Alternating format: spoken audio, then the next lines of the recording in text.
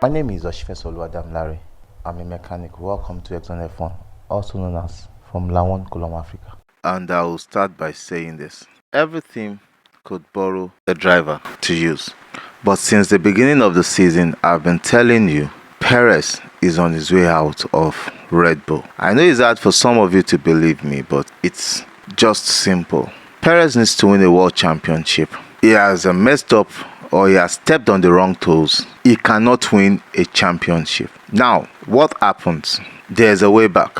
Ricciardo had never been hated because aside from he had been a Red Bull academy driver, he has grown up through the rank. He had no choice than to go because of the way Christian Horner was treating him at that point in time, because they wanted Max Verstappen to win. Max Verstappen is a great champion, no doubt. Don't doubt me. I have to be sincere with you because I know there are lots of Max Verstappen supporters here. I am a supporter of not just Max Verstappen, a lot of drivers on the grid. I love a lot of drivers on the grid. I have to be sincere with myself. But when there are truths, I need to say it. Max Verstappen is a fantastic driver because no driver will have the opportunity that he had and will be driving that well. Now, Sergio Perez, I'm a fan of Sergio Perez and he's having his issues and he's on his way out because I've said it. Red Bull is not a homely place since Daniel Ricciardo left, and the pairing of Max Verstappen and Daniel Ricciardo has been one of the best in Red Bull since Sebastian Vettel and Mark Webber left. They've had this great pairing. They could have gotten Sebastian Vettel back when he left Aston Martin last year, but because he was retiring, he said he's not coming back to the sport, and even if he's coming back, it might be through another means. So his time is done. That was why they could not get him back. So immediately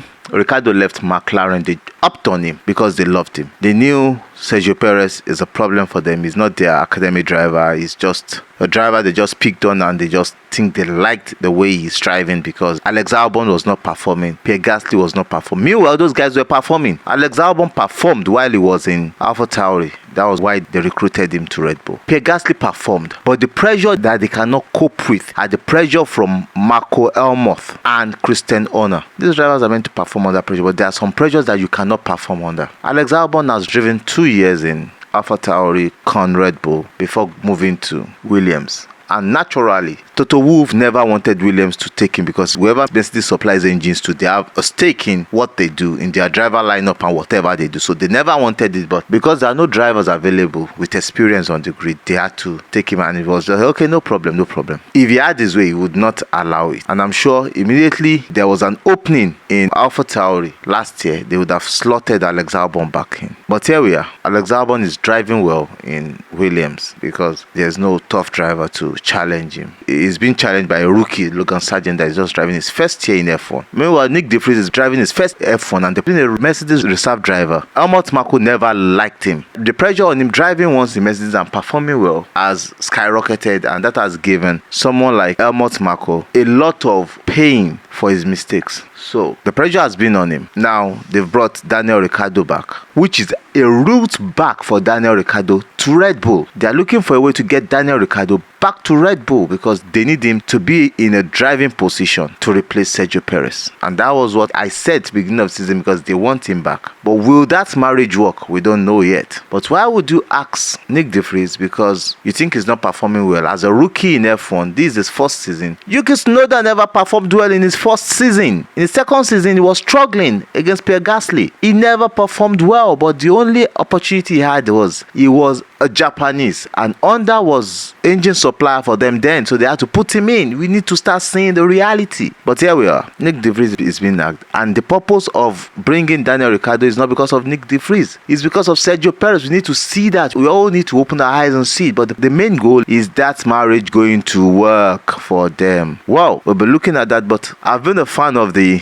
Aussie. You know, that guy has the best smile on the grid. He's one of the greatest drivers on the grid. I believe he's a better natural driver than Max Verstappen. But let's see if their marriage will work next year, because I'm sure they're bringing Daniel Ricciardo back into Red Bull next year. But let's see if their marriage will work, and I wish him well, and I wish Nick De Vries well, because he'll be going back to Mercedes. But what will he be doing in Mercedes? I think he will be shuttling between McLaren, Aston Martin and Williams, because Mercedes already has a reserve driver, so he'll be shuttling between those teams to see where we'll get a seat, possibly in the nearest future, or we might be seeing him in some other test position next year till he's able to get a seat in Formula One. We wish him well. My team wishes him well because he's a young driver, he's a great driver, and I believe he has a position, he has a seat in F1. If not now, but very soon, and we wish him best of luck. But I think Red Bull need to look at what they are doing. It is too critical for them to be too critical of their drivers and not critical about themselves. I mean, the team leader, the elders in the team, the way the team is run, is their team, not my team. Man,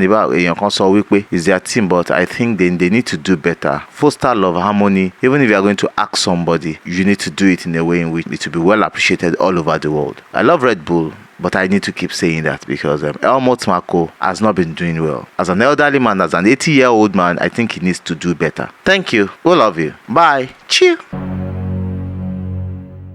We have a new friend in the house. We are in Nigeria here, West Africa. He provides internet for us. They provide the best internet around the mainland, and I know they are still moving to the highland and they are moving all around Nigeria. But for you to get internet on the mainland, contact Firebrad Telecom Limited. They get you sorted out ASAP. The best cable internet on the mainland, fiber, I think they get sorted out. We talk much about them in the course of some of our videos, but contact them, they get sorted out. We love you. If you're a builder, if you're an art collector, if you have a showroom, Rated is the best place to get the artworks you need for your new buildings, for your art collections, for your showroom, for your exhibition. Rated Art have one of the best murals, mosaic works, and different art patterns in Nigeria presently. And is somebody that you can communicate with, talks to you, you tell him what you want, and he will bring the reality out for you. To contact Rated Art, his number is right up here, and you can also go on social media links that are pasted right up here to check out some of his works. Thank you. Teams Gadget is for those of you that cannot easily go to the market to get your phones, your laptops, your accessories. Just place a call through. His phone number is there. It gets you the best. It's your shop plug to get you the best phones, accessories, laptops, games, and other accessories for your computer gaming experience. Contact Teams Gadget and you get them for you.